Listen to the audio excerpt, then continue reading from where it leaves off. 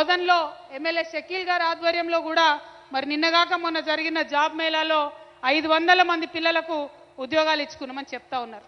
ఎందుకు ఈ మాట చెప్తున్నామంటే బీఆర్ఎస్ అంటే మన ఇంటి పార్టీ. బీఆర్ఎస్ అంటే తెలంగాణ ప్రజలతోని పేగు బంధం ఉన్నటువంటి పార్టీ. వేరే పార్టీలకు తెలంగాణ ప్రజల్ని చూస్తే మాకేమో మా అన్నల లెక్క, చెల్లెల లెక్క, అక్కల లెక్క, అమ్మల లెక్క, తమ్ముల లెక్క మాకు కనబడతారు. ఎందుకంటే మనది పేగు బంధం, వాళ్ళది ఓటు బంధం. ఆ విషయాన్ని దయచేసి ప్రజలకు వివరించి చెప్పాలని చెప్పి ఈ సందర్భంగా నేను మీ అందరిని కూడా కోరుతా ఉన్నా. అదేవిధంగా అన్నిటికన్నా పెద్ద భయం ఇవాళ ప్రతిపక్షాలకు. ఏంటిది భయం? నిన్న స్వాతంత్ర దినోత్సవం అయింది. మన ముఖ్యమంత్రి గారు ఒక మాట చెప్పిండ్రు, స్వాతంత్ర దినోత్సవం అవుతున్నది, రైతన్నలందరికీ పెండింగ్ ఉన్న ₹1,00,000 రుణమాఫీ చేస్తామని నిన్న చెప్పిండ్రు. ఇవాళ అందరి అకౌంట్లలో డబ్బులు కూడా వచ్చేసినాయి. ఇచ్చిన రైతు బాంధవుడు కేసీఆర్ గారి నాయకత్వం, రైతు బాంధవుడు కేసీఆర్ గారి నాయకత్వం.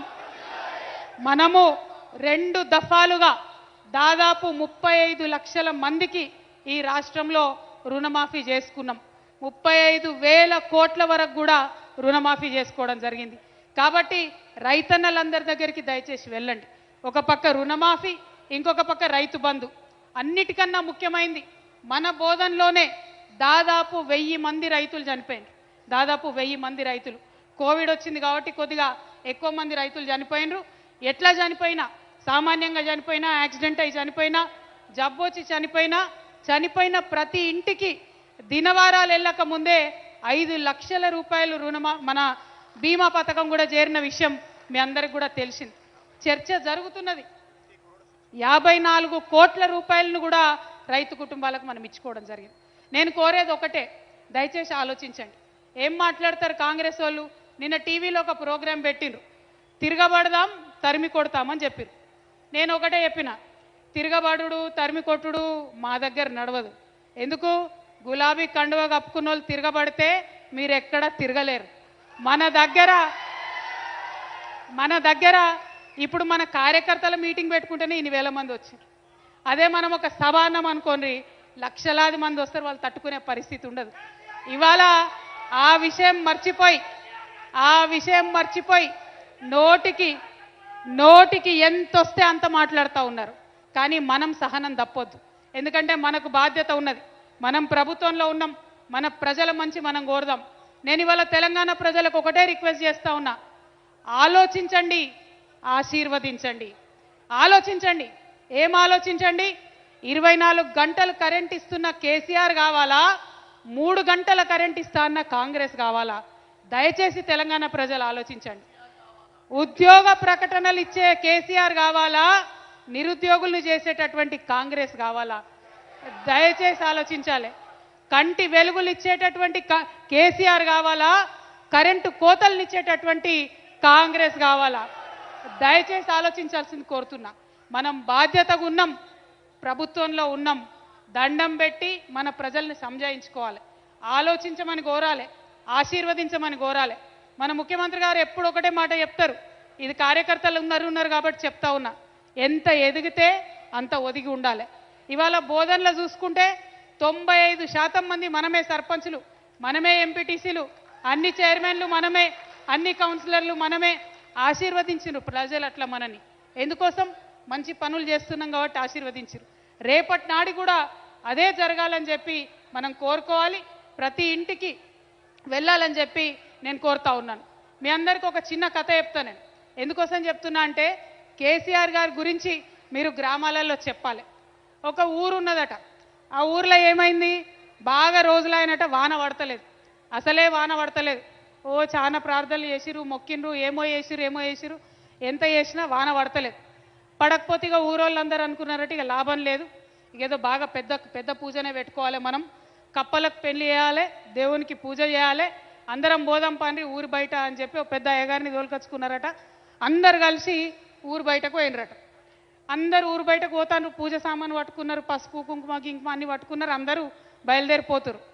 ఒక పిల్లగాడు మాత్రం ఛత్రి పట్టుకొని వస్తుండట. అందరు పెద్దోళ్ళు తిరిగి అడిగినట, ఏం రాబాయ్ నువ్వు ఒక్కనివే ఛత్రి పట్టుకొస్తున్నావు, పూజ సామాన్ తెస్తలేవంటే అన్నా నాకు నమ్మకం ఉన్నది, ఈ పూజ చేస్తే ఖచ్చితంగా వాన పడుతుంది అని వాడు అన్నాడట. అంటే తెలంగాణ ఉద్యమ సందర్భం ఒకసారి మీరు గుర్తు చేసుకోవాలి. లక్షల మంది, కోట్ల మంది రాదు తెలంగాణ, ఎవరితో కొట్లాడతారు మీరు? పెద్ద పెద్ద పార్టీలు ఉన్నారు, పెద్ద పెద్ద నాయకులు ఉన్నారు, వీళ్ళు రానిస్తారా, తెలంగాణ రానిస్తారా అని 100 సార్ల కేసీఆర్ గారిని ఎన్ని మాటలు అన్నా కూడా నమ్మలే. ఆయన ఒక్కడే నమ్మకం పెట్టుకున్నాడు. ఆయన వెనుక నడిచిన మనందరం కూడా అదే నమ్మకంతో నడిచినాం, ఇవాళ రాష్ట్రాన్ని సాధించుకున్నాం. మనం అదే నమ్మకంతో పనిచేస్తున్నాం, అదే నమ్మకంతో ఉంటాం. ఎందుకోసం ఈ మాట చెప్తున్నా అంటే ఆనాడు తెలంగాణ రైతు ఆత్మహత్యల్లో అగ్రభాగానే ఉండే, ఇవాళ తెలంగాణ వడ్ల పంపకంలో అగ్రభాగానే ఉన్నది. పంజాబ్ని ఇవాళ రేపో దాటేసేటట్టు మనం ఉన్నాం. ఏ సూచి చూసుకున్నా నంబర్ 1 ఉన్నాం. ఎట్లా సాధ్యమైంది? ఎవరితో సాధ్యమైంది? ఆలోచించాలి ఒక్కసారి. విశ్వాసం ఉన్న ఒక నాయకుడు ఉంటే, ఆ నాయకుడి వెంట మనం ఉంటే అది ఖచ్చితంగా విప్లవానికి దారితీస్తుంది. ఇవాళ తెలంగాణలో గులాబీ విప్లవం వచ్చింది, అందుకే ప్రజలింటికి సంతోషం వచ్చింది, ప్రతి ఇంటికి ఒక పథకం వచ్చిందని నేను చాలా సగర్వంగా చెప్తా ఉన్నాను. కేసీఆర్ గారి దగ్గర మాట్లాడే ధైర్యం నాకు ఒక్కదానికే ఉంది కాబట్టి అధ్యక్ష, ఈ అన్ని అంశాలు నేను ఎప్పటికప్పుడు అడుగుతూ వెళ్ళిన అధ్యక్ష. సరే, పర్సనల్గా వారు నాకు తండ్రి, పార్టీ అధ్యక్షులు, ఒక 2 విషయాలు చేసినా ఒక 2 విషయాలు చేయకపోయినా నడుస్తుంటుంది పార్టీ అన్నప్పుడు. ఇంత పెద్ద వ్యవస్థ ఉంటే అనుకోవచ్చు అధ్యక్ష. కానీ కింద ఉండేటటువంటి అనేక వ్యక్తులు కంటిన్యూస్గా దురాకతలు చేస్తుంటే కూడా మరి చూసుకోకపోతే కరెక్ట్ కాదు అధ్యక్ష. అదేవిధంగా టీఆర్ఎస్ నుండి బీఆర్ఎస్గా మారుస్తామనేటటువంటి ఒక కీలకమైన నిర్ణయం తీసుకోవడం జరిగింది అధ్యక్ష. ఆనాడు కూడా ఆ మీటింగ్ నేను అటెండ్ అవ్వలేదు అధ్యక్ష. నేను ఒప్పుకోలేదు, ఈ పేరు మార్పుకు ఒప్పుకోలేదు, నేషనల్ పాలిటిక్స్లోకి వెళ్ళడం కూడా నేను ఒప్పుకోలేదు అధ్యక్ష. అంటే ఒక మాట అధ్యక్ష, ఇట్లాంటి హౌస్లో చెప్పొచ్చో లేదో కానీ తెలంగాణలో ఏం పీక్ కట్టలు కట్టినామని నేషనల్కి పోయి చేస్తాం అధ్యక్ష. మనం ఎన్ని పనులు మిగిలినాయి అధ్యక్ష తెలంగాణలో చేయాల్సినాయి?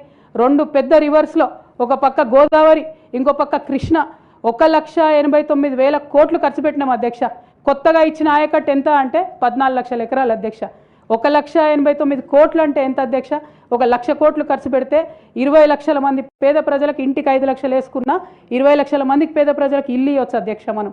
కానీ 1,89,000 ఖర్చు పెడితే అధ్యక్ష జరిగింది ఎవరికి, ఒరిగింది ఎవరికి అంటే ఒక వ్యక్తి 1989లో కంపెనీ పెట్టుకున్న ఆయన మన తెలంగాణ వచ్చిన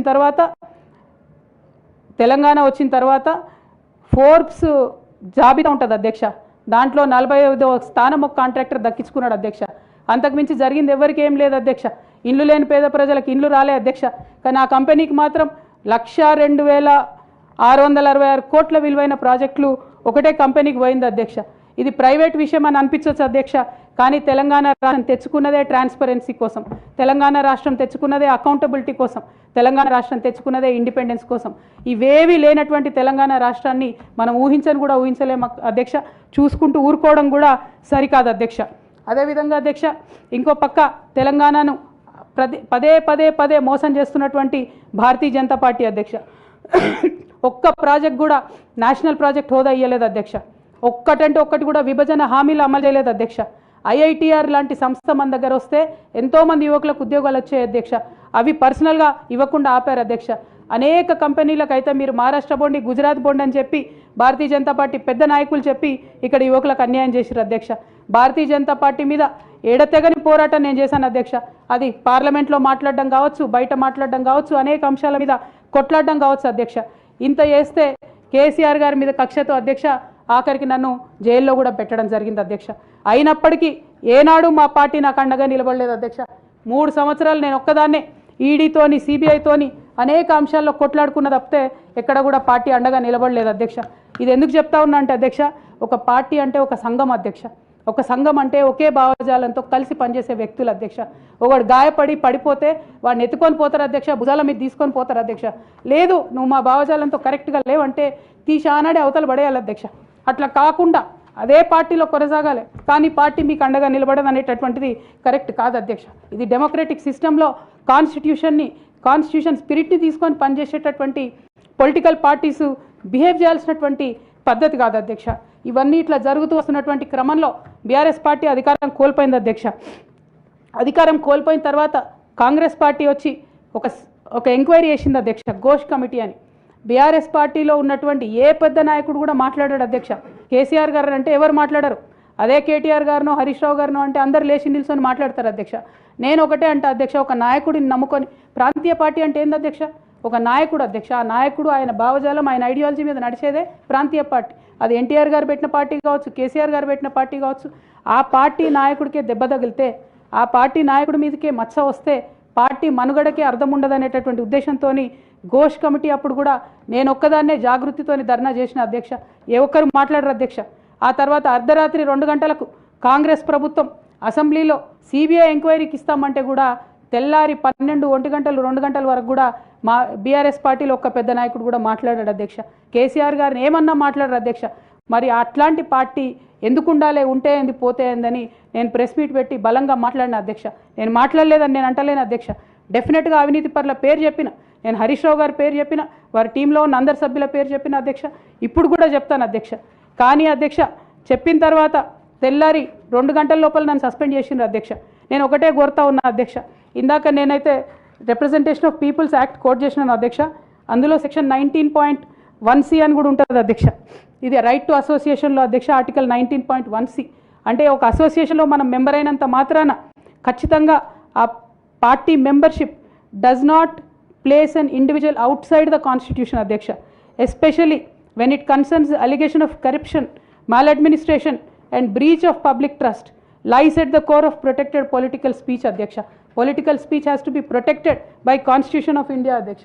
అదేవిధంగా అధ్యక్ష డిసిప్లినరీ యాక్షన్ కమిటీ అన్నారు అధ్యక్ష. అధ్యక్ష అసలు బీఆర్ఎస్ పార్టీ కాన్స్టిట్యూషన్ అధ్యక్ష ఒక నేషనల్ లెవెల్లో పనిచేయాలనుకునే పార్టీది 8 పేజీల కాన్స్టిట్యూషన్ అధ్యక్ష. అధ్యక్ష నిజంగా ఇవాళ నేను ధైర్యంగా చెప్తా ఉన్నా, ఆ constitution of BRS party is a joke అధ్యక్ష. ఏమి ఉండదు అందులో. అసలు పోయిన కమిటీ ఎప్పుడు వేసిర్రంటే ఎవరికి కూడా గుర్తుండదు అధ్యక్ష. నన్ను సస్పెండ్ చేసే ముందు డిసిప్లినరీ యాక్షన్ కమిటీ అని సడన్గా రాత్రికి రాత్రి పుట్టుకొచ్చింది అధ్యక్ష. పుట్టుకొచ్చి నన్ను సస్పెండ్ చేశారు అధ్యక్ష. కనీసం నన్ను పిలవాలా, కనీసం షోకాజ్ నోటీస్ ఇవ్వాలా, పోనీ ఇవ్వలేదు. ఎమర్జెన్సీ పవర్స్ వాడి అధ్యక్షుల వారే సస్పెండ్ చేశారు అనుకుంటే తర్వాత కనీసం ఫైనాలిటీ ఆఫ్ ద ఆర్డర్ కోసం అధ్యక్ష అపిలేట్ రూట్ తీసుకుంటే కనీసం తర్వాత ఎక్స్ప్లెనేషన్ అడగాలి అధ్యక్ష. ఎటువంటి పద్ధతి లేదు అధ్యక్ష. ఒక పార్టీ నడిపే పద్ధతి డెఫినెట్గా ఇది కాదు అధ్యక్ష. అవసరం అనుకుంటే నేను లీగల్గా ఛాలెంజ్ చేయొచ్చు, కానీ నేను ఛాలెంజ్ చేయను అధ్యక్ష. ఎందుకంటే ఎటువంటి పద్ధతి లేనటువంటి బీఆర్ఎస్ పార్టీ నుండి, ఎటువంటి నైతికత లేనటువంటి బీఆర్ఎస్ పార్టీ నుండి దూరం అవుతున్నందుకు ఇవాళ నేను చాలా సంతోషిస్తున్నా అధ్యక్ష. నా కుటుంబం, నా పార్టీ, నా రక్తం, నా చెమట, నేను 20 సంవత్సరాలు తెలంగాణ ఉద్యమం కోసం నేను పడ్డటువంటి శ్రమ, నేను చేసినటువంటి కష్టం గుర్తించకుండా ఒక చిన్న ఉరిదీసేవాడిని కూడా అడుగుతారు అధ్యక్ష. ఈ దేశంలో అంత మంచి దేశం మనది, అయినా కూడా సస్పెండ్ చేశారంటే చాలా సంతోషిస్తున్నా అధ్యక్ష. ఇవాళ నేను వేరే ఏం లేదు.